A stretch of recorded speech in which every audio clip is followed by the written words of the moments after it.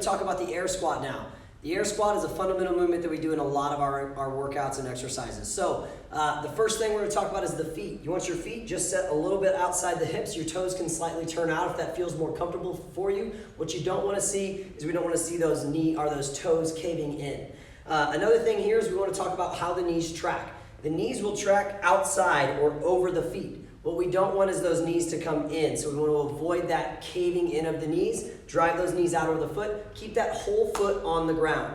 The first step in the squat is that we initiate the descent with our hips going back. So I'm going to bring my arms forward, drop my hips back, and that sets my weight back in my heels. And now we're going to drop down. Full depth of this movement, we're looking for that hip crease to drop below the top of the knee. I'll talk a little bit more about that in a second. We also want to make sure our chest stays upright.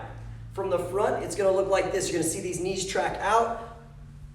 That's going to create a safe space for my hips to drop under, and my knees are in a good, healthy position. Now, I use my arms and shoot them out for counterbalancing the movement. It helps me sit back a little bit more.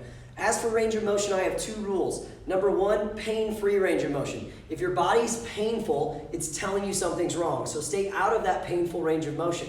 Another piece of this is don't go past the point of no return. So what that means is that you should always be going through a range of motion that you can control. You shouldn't be going down so far that you're going to fall over or that you couldn't stand back up from.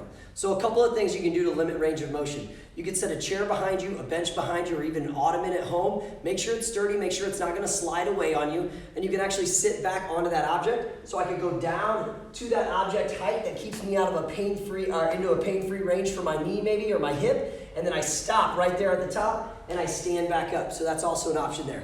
Let me know how this goes for you. If you have any questions, please hit me up. Good luck.